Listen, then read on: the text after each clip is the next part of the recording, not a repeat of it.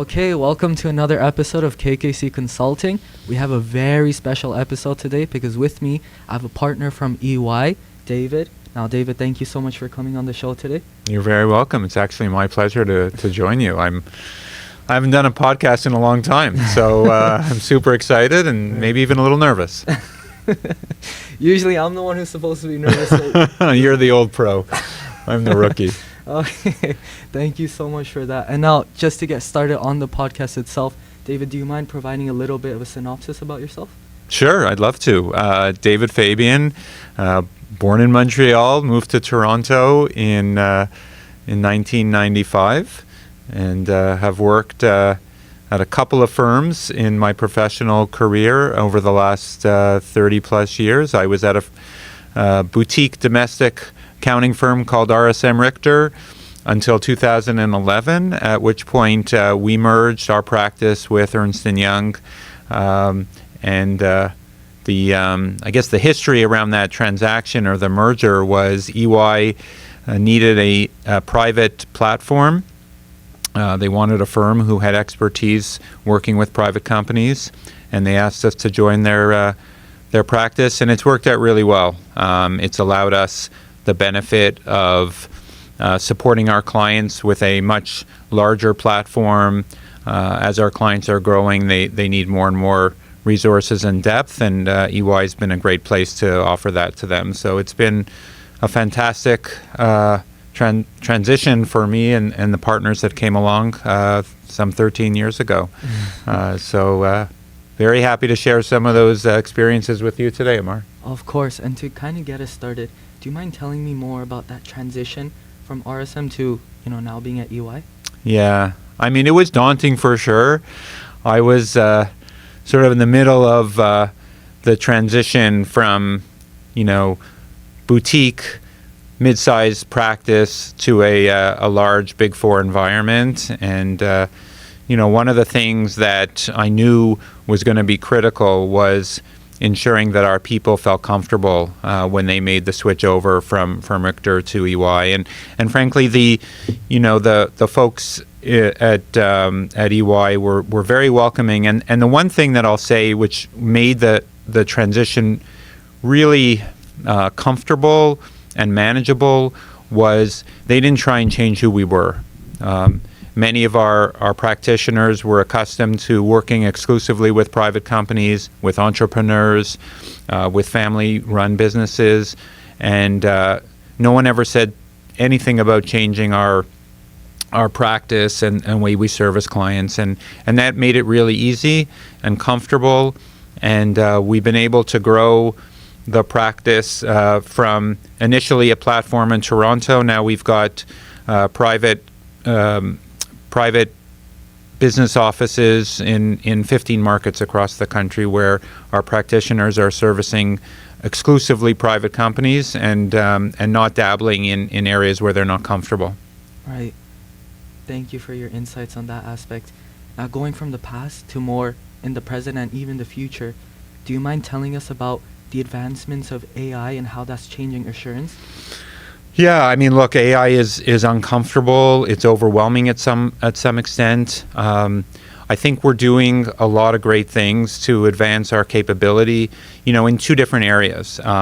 Number one, clients are reaching out to us very regularly and asking, how can AI support their business? How can it be used to help them? And one of our service offerings is to, in fact, do that, is to work with clients to implement artificial intelligence into their business model to help them move their business forward. And I'll give you an example because, lots of people, including myself, really don't have a good understanding of how AI can be helpful. But, with a number of clients that are, they're trying to forecast better. They're trying to create business models that allow them to understand what demand is going to look like.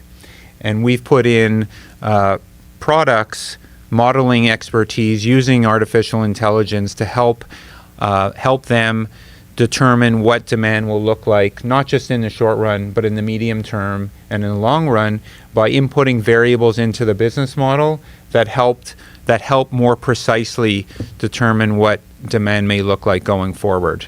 And obviously, as you input better information and you supplement it with actual data points, history, and current data points, the AI model becomes that much more precise. And it's really working well. We've had some great success stories for our clients.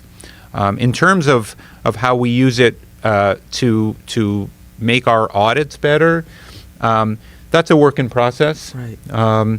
We're still working with the regulators to figure out how everybody gets comfortable by taking AI and replacing manual procedures. Right. Auditing historically has been based on sampling. So you pick sample transactions to see if they're working the way they're supposed to see if the documentation matches up. And so we're trying to use artificial intelligence to replicate those samples, but also do them in a much larger sample base so that you get more comfort. But we're not Right. quite there yet, because you need lots of people to get comfortable with the process before Right. you can actually implement it in your day-to-day auditing activities. Right. I can relate to this because in my lecture, Graham Deans, he actually said hello, by the way. Graham's a good guy. Worked at EY for a long time. Right, right. He mentioned that it's very important that when you're introducing new ideas, it takes time for people to get used to them, right? And it takes time, and you need great leadership skills to help people implement that, because you're essentially kind of shifting the culture in a sense. You also want to maintain the culture, but implement something that can be a bit more efficient on that aspect. Yeah, and sometimes you got to take a couple of steps back to learn, to try, and we have. If I look back 10 years ago in terms of what our workforce looked like, it was almost exclusively auditors, right? People like yourself studying at Schulich, working towards some type of business degree, whether it's in accounting or finance or something else, and coming working at the firm. Now we advance a number of years, and we've got so many engineers working. We've got computer software experts working for us. The split between auditor or accountant and somebody with expertise in technology type service area is so much more balanced. Right. And so when you put together, somebody with a background in accounting and auditing together with somebody with a background in technology and software, together you can come up with a better way to work through the process of auditing a company. And add to that, our global firm, which employs about 400,000 people, investing literally billions of dollars every year to try and automate our processes in such a way that we are able to do things more efficiently, and more importantly, we're able to give comfort to the people who use the financial statements that they're that much more precise. And so that's the goal. It's a combination of better practitioners in the space plus investment in technology to make the process of auditing that much more sophisticated and that much more reliable. Right. And I kind of wanted to also circle back on the point that you mentioned. It's important to take a couple steps back, right? Now I can relate to this as well because I'm a tutor. I teach, kids, high schoolers from K to grade 12, right? And with that, a lot of the times, especially with long division, the kids kind of get stuck on maybe the mastery of it, right? They can't understand how to do, how many times does 7 go into 63, for example, right? It's important just to take a few steps back, and I feel it's, vitally as important for helping people to get accustomed to different methods, whether it's, in my case, using different whiteboards, the multiplication table, manipulatives, right? Yeah, no, we I think one of the things that we pride ourselves on is working with our teams, particularly our new associates, and making sure that they understand what the objective of the testing is. They come in, and we don't just sort of throw them to the wolves and say, okay, pick samples and make sure it's supported by documentation. Actually, what we want them to do is first learn about the business, Right. ask lots of questions of the people that work on the business, so that you really understand, what drives the business forward, what makes it successful, what are its pitfalls, what are its risk areas, what are its biases, what are people trying to accomplish. And then once you have a better feel for the business, then you can start asking better questions. And to the extent that there is a mistake or something that they need to improve upon, you have a better chance at helping them figure that out than if you didn't really appreciate what their day-to-day looked like and what they were trying to accomplish. So, that concept of teaming and help making sure that your student, in your case, the associate in my case, literally has an appreciation for why they're doing something and what the approach should look like, that's critical to everybody's success. And frankly, that's kind of the fun part. Right. Like, I'm sure when you're tutoring and all of a sudden that light goes on in your student, like, that's the most gratifying thing. And it's the same thing with us. Whenever we're working with our associates and they really understand why they're doing a certain test, and then it works or it doesn't work, that's when we start appreciating that they're going to move forward with their career, and they have a better sense as to how a business operates. Right.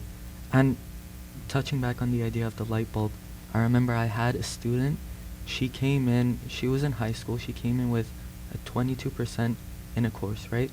But then after working with her for around a year, we got that mark from a 22 to an 80%. Wow. Exactly, right? So then the idea that she was starting to understand, I remember it so clearly. That was like one of my fondest memories at Mathnasium. The idea that she started to understand, this is how bed mass work, because we had to, take it a few steps I remember back. bed mass. I still use it. So understanding how bed mass work, being able to coordinate, like put the coordinates on a plane, right? That whole idea, I feel it really is fun, right? It absolutely is. I mean, fun comment or point. I tutored math also. Oh, I see. Yeah, right. While I was in high school, while I was in university, and it kind of helped pay for the groceries every week. So, but it's fun, it's fulfilling, and the whole idea, of being an accountant or an auditor, it's about developing relationships, both internally with your people that you work with and externally with your clients that you support. Developing trust is so important. Being patient, Right. making sure that you can, get people to help you understand what you're trying to solve. You need them to be able to open up and tell you about the whole process of what they do. And only then will you start figuring out whether things are working properly or not. Right. And to touch base on that idea, the EY website actually states about you: he is skilled in asking better questions that can fuel expansion, growth, diversification, and more. Do you mind providing advice? You mentioned this a little bit before, on how to ask the better questions. Yeah, some of the most rewarding parts of my job is working with clients when they're looking either to expand and grow through an acquisition, or when they're looking to exit through a divestiture. But before we can help in that process, we really need to understand what the objectives are, right? If on an acquisition, why are they doing it? What's the purpose? Is it because they want to be across the border into the U.S.? Is it because the competition is pushing too hard and they need to scale their business? Is it because they feel that there's a market that they're not competitive in and they want to go into that area? And on the divestiture side, is it because they've had enough, or because they don't have succession in the business, or because they need liquidity to invest in something else? I see. Once you appreciate the reasons for the transaction, then I think we can have a better opportunity to support them. We can find better buyers. We can find better companies that are well suited and complementary to their business. And so you really, you can't just jump into a transaction like that. You got to spend hours and days and weeks understanding the objectives, finding fit, be it on the buy side or on the sell side, and then matching up the parties. And then you bring to your client, a bunch of different options that they feel a lot more comfortable with because they know that you've invested the time. Right. And so they're rewarding, but they're long processes. Right. And I think that's probably why it makes it that much more rewarding when you get to the finish line. Right. And you're at that closing dinner and you think back, wow, what a work effort. And so many people part of the process. It's fantastic. And, there's two things that make me excited about continuing my career. One is, talking to clients and having them appreciate the work that we do. Just today, as I was driving over here, I got an email from a client who said that the audit has never gone better, and it was because of the questions and the thoroughness that one of our associates put on. And then the second is seeing the growth in our own people at EY. Right. And seeing, our associates become managers, our managers become partners, and that type of growth, because you've been part of it, makes it amazing. It's like what you mentioned, when the student went from a 22 to an 80, it's like you had something to do with that. And you feel really great, and it's better than the money. I agree with you. And touching base upon the whole growth idea and the reason why you do certain things, right? I have a friend, we had a really long discussion. I'm not sure if I mentioned it, but I was considering going into engineering. Mm-hmm. Last minute switch to business. So me and this one friend, he's at Queen's Commerce at the moment. We had long hours just discussing, why do I want to go into engineering? Is it for the money, or am I genuinely passionate about physics and chemistry? And I realized, listen, I'm more passionate about business. I like to help businesses. I like to help other people, and I feel that business truly is the place for me, right? And kind of not the best example to place, but I'm also technically like the therapist friend in my friend group, right? Being able to help my friends, it's nice, right? Like whether they're going through, wild example, but whether they're going through a breakup, whether they're starting to get a bit older now, so lost a job, got in a car crash, right?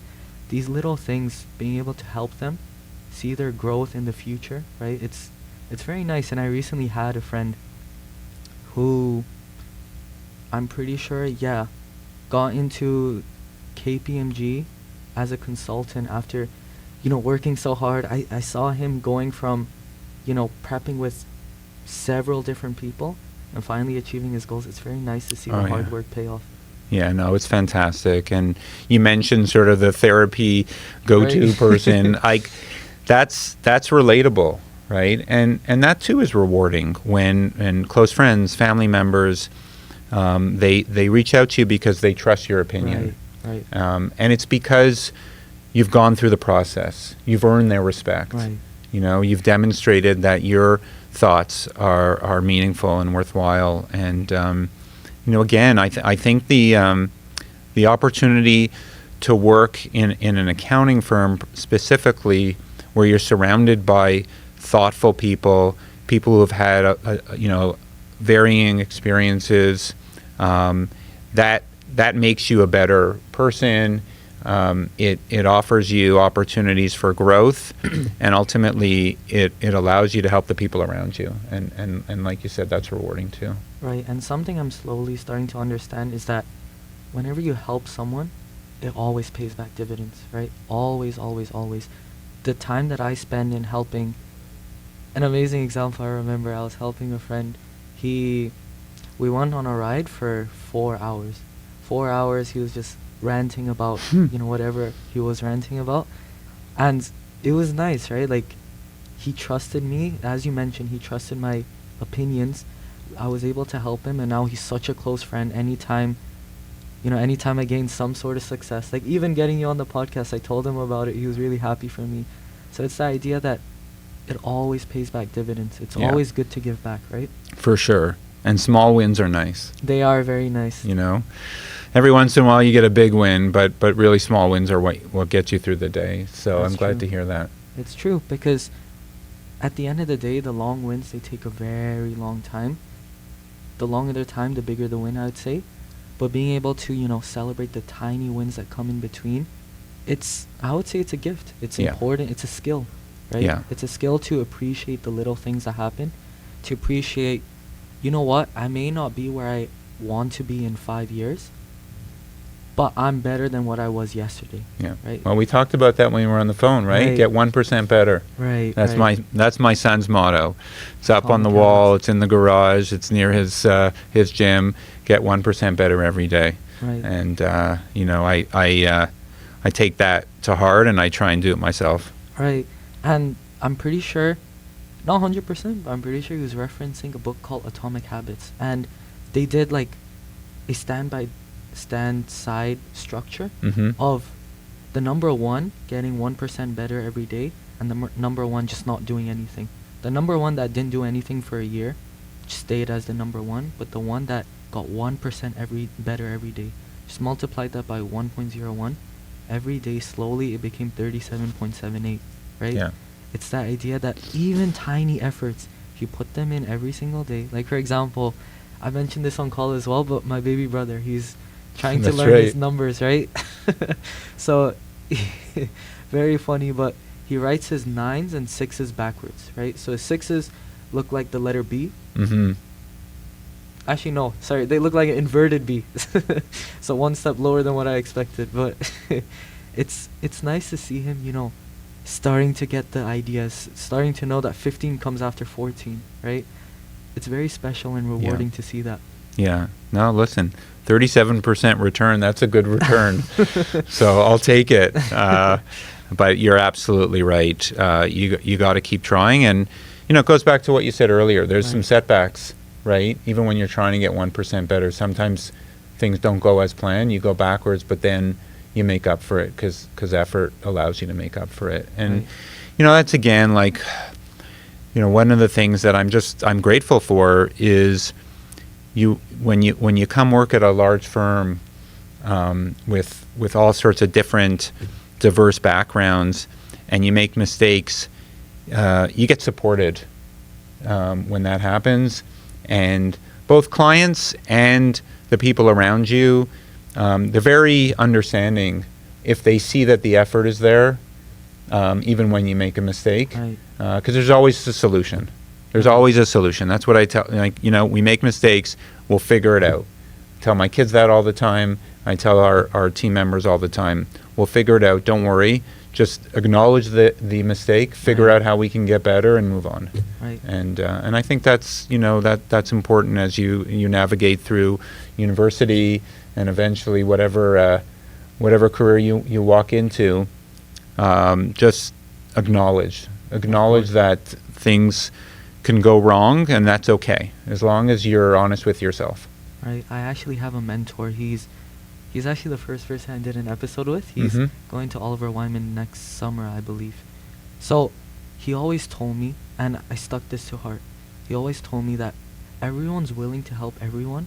They just want you to take the steps and make sure that, you know what, this kid isn't trying to necessarily waste my time. He's genuinely trying to learn, right?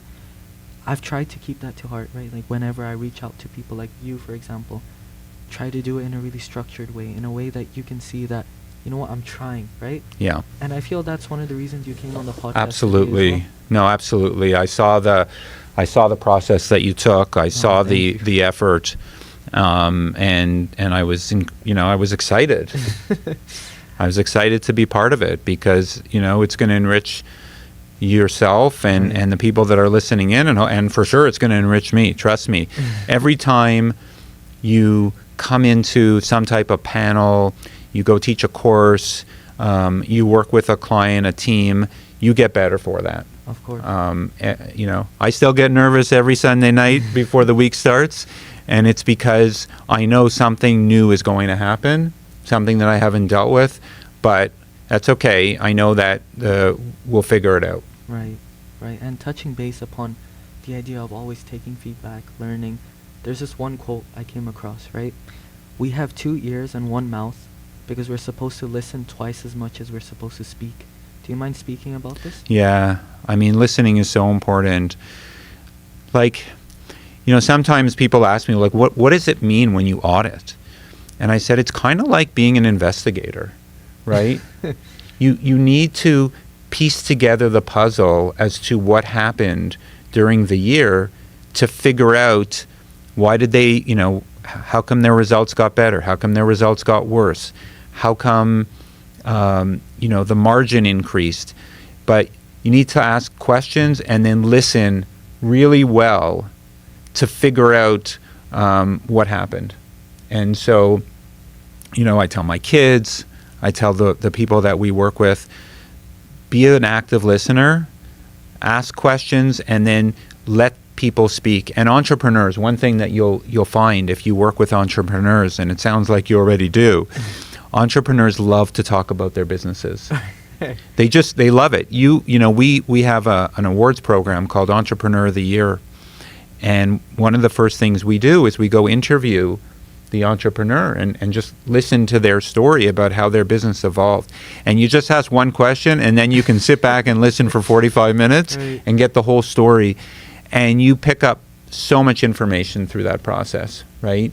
And I think it firstly, you make yourself better by learning about new situations, new experiences. And then, generally speaking, it prompts you to ask more questions, and you come away from that interview knowing that much more. And the same thing applies when you're doing an audit. You ask a bunch of questions, you come away having a much better appreciation for the business and what happened during the year. And eventually, it gives you the comfort level to say, okay, we're good now. Those financial statements, they are properly reflected, the results for the year, and we can sign off on that opinion. Right, and it's very funny that you mentioned that because I was speaking to a teacher. I was actually speaking to a teacher for some tips on how to speak to you, and he mentioned 3 words. I thought he was going to give me 3 paragraphs, really, really deep insights. These 3 words really encompassed everything that I needed to think about, and I'm not sure if you've ever had these, but shower thoughts. Right? Sure. Sure. I Do my best spent- thinking in the shower. What do I need to do that day? In the shower, at least 3 showers, I was just thinking about these 3 words. Tell me more. Yeah. Asking those, just saying those 3 words, you can really get someone, because at the end of the day, if I'm being very honest, these guys don't want to listen to my voice. You're right. Listen, they hear you, but the benefit that you're driving is you're bringing new people to the show. Right. And they're able to share their experiences. I think it's why people are so addicted to podcasts. Right. Right? We're hungry for information. We want to learn from other people's experiences, and I think it opens up our mind. Some of it is not always what you need to take away, but it opens up our mind. It makes us think. It creates good conversations. Right. And touching on that as well, I have many friends who kind of act as big brothers in a way, right? They've always helped me, whatever it might be. My application for getting into Schulich, I had people helping me. My application into clubs, I had people helping me. It's that idea that, and that's the reason I started the podcast, right? One of the core reasons I started it is because I want people to get insights in the aspects that maybe I didn't have insights on. Yeah. When I was in grade 12, I didn't really know what business could encompass. At first, I thought if you go into business, it's banking, right? I didn't know there's even tech substitutes in business, right? And it's so interesting, especially with AI coming in, how that's going to change the space, product management, tech consulting, even consulting as a whole, right? Yeah, and and it's funny you mention that and the evolution of technology and its relationship to business. People always say, well, oh my goodness, all the jobs that are currently available for us now are going to be gone because technology is going to replace all these people. But that's not the case. Right. Technology is going to enhance what we do. It's going to allow us actually to work more intelligently and more productively. and it will create more jobs because we're going to be able to expand the marketplace, the product offerings, the services that people need. And so it's just going to allow us to work better.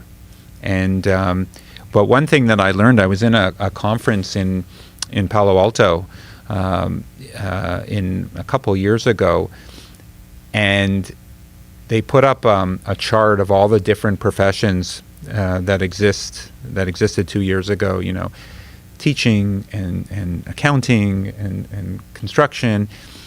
And they said about 90%, in 10 years, about 90% of those jobs will be different. People will be, Wow. what they're doing will fundamentally change because of technology. And I found that to be fascinating because, you know, it's scary, but it's exciting. Right. It means Right. don't get too comfortable because Right. tomorrow's a new day and something's going to change. And that's really, you know, that's what Silicon Valley should be offering us, is an opportunity to enhance, to get better, to change, and to bring new things to our environment, to our ecosystem. So it's exciting as a student, I'm sure, It is. because you have so many advancements that are going to be available to you. And it's exciting for me because, you know, my children, the next generation, they're going to be better off than I was when I was growing up. Right. It's that idea that, you know what, I don't know where I'll be in 5 years, but that's the exciting thing, right? Yeah. If I knew exactly where I would be.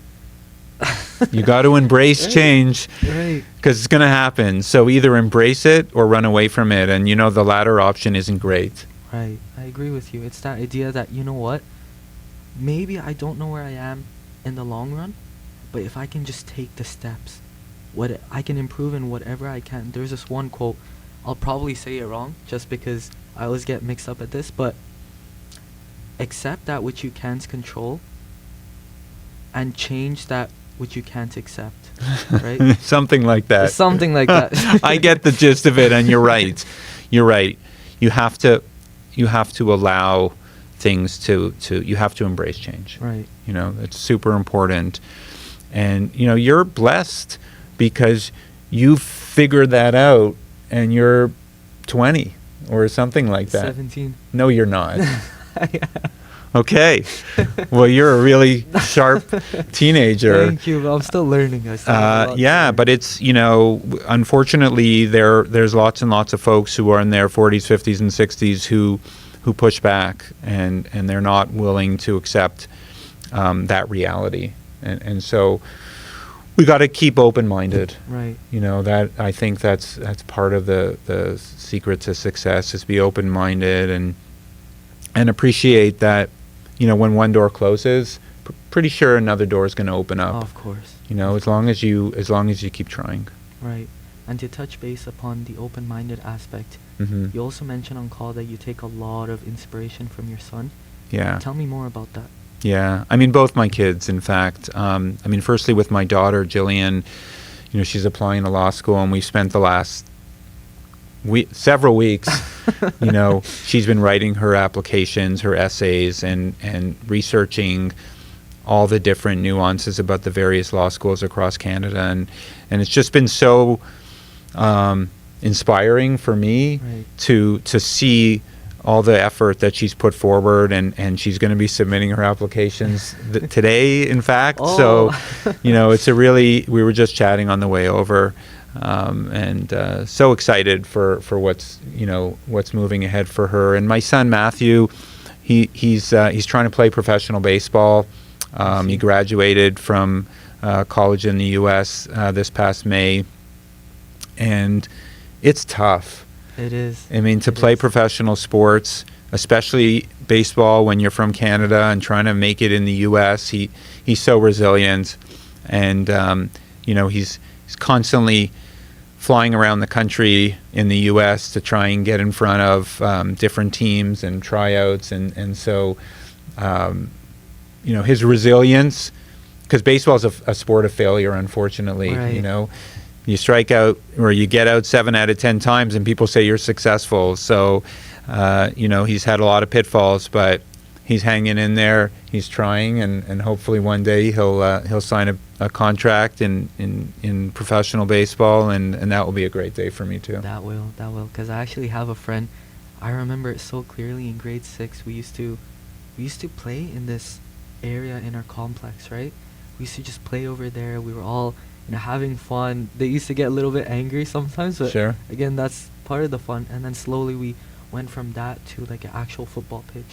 Then from that, they started to play on teams, right? And now just seeing his growth going from literally our backyards to now playing for teams in Toronto that have pretty good connections with outside, it's very special to Yeah. see.